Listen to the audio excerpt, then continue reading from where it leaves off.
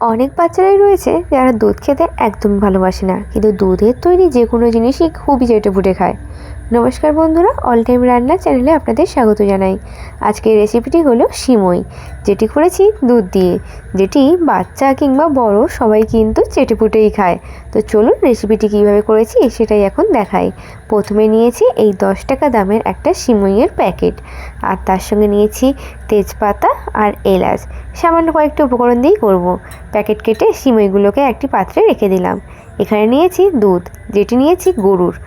দুধটাকে ভালো করে জাল দিলাম, দেওয়ার পর দিয়ে দিলাম তেজপাতা আর দিয়ে দিলাম এলাচ, যেটি একটু থেতো করে রেখেছিলাম, আর দিয়ে দিলাম স্বাদ অনুযায়ী চিনি, যেখানে আমি 2 চামচ মতোই চিনি দিয়েছি। যে যার স্বাদ অনুযায়ী কিন্তু চিনিটা দেবেন। যে কোনো মিষ্টি জিনিসে অল্প একটু লবণ দিলে কিন্তু স্বাদটা আরও দ্বিগুণ হয়ে যায়, তাই সামান্য একটু লবণও দিয়ে দিলাম।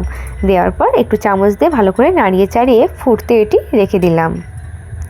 এদিকে এখন সিমইটাকে ভালো করে ভেজে নিতে হবে, যার জন্য অল্প একটু ঘি দিলাম।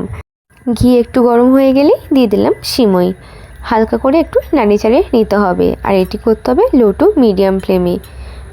এখন এটি ভালো করে ভেজে নিচ্ছি, যতক্ষণ না একটু লাল লাল হচ্ছে ততক্ষণ কিন্তু ভালো করেই এটিকে ভাজতে হবে। দেখুন সামান্য একটু লাল লাল হয়ে গেছে, আরও বেশ কিছুক্ষণ কিন্তু এটিকে একটু ভালো করে ভেজে নিলাম। ভাজার পর এই কড়াইতেই কিন্তু সিমইটা করছি। এর মধ্যে দিয়ে দিলাম ওই জাল দেওয়া দুধ। দেওয়ার পর ভালো করে কিন্তু নাড়িচাড়িয়ে নিতে হবে। একদম লো ফ্লেমেই কিন্তু এটি করতে হবে। দেখুন দুধের পরিমাণটা কিন্তু এইরকমভাবেই রাখতে হবে, যেহেতু এটি ফুটে এলেই একদম মাখো মাখো হয়ে যাবে। আর যারা একটু বেশি দুধ খেতে পছন্দ করেন তারা কিন্তু একটু বেশি পরিমাণেই দুধ দেবেন, আর দুধের মধ্যে কিন্তু একটু জলটা দিয়ে দেবেন। তাহলে দেখবেন ফুটে এলেই দুধ থাকবে, জলের কোনো অংশই থাকবে না। দেখুন এইভাবেই কিন্তু একদম সহজেই আপনারা বাড়িতেই বানিয়ে নিতে পারেন। দেখুন কিভাবে ফুটে একদম মাখো মাখো হয়ে গেছে। মাঝে মধ্যেই কিন্তু একটু নাড়িয়ে চাড়িয়ে রাখতে হবে, তাহলে কিন্তু নিচে লেগে যাওয়ার কোনো চান্সই থাকবে না। দেখুন আমি কিন্তু মাঝে মধ্যে একটু একটু করে নাড়িয়ে চাড়িয়েই রাখছি।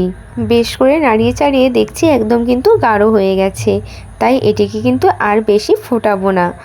এটিকে আপনারা কাজু এবং কিশমিশ দিয়ে পরিবেশন করতেই পারেন, কিংবা এমনিও খেতে পারেন। এটি খেতে কিন্তু বেশ ভালো লাগে। বাড়িতে অবশ্যই তৈরি করবেন। আর এই রেসিপিটি যদি ভালো লেগে থাকে অবশ্যই কিন্তু লাইক, কমেন্ট, শেয়ার এবং সাবস্ক্রাইব করে পাশে থাকারও অনুরোধ রইল। দেখা হবে নতুন একটা রেসিপি নিয়ে। সবাই ভালো থাকবেন, সুস্থ থাকবেন। ধন্যবাদ।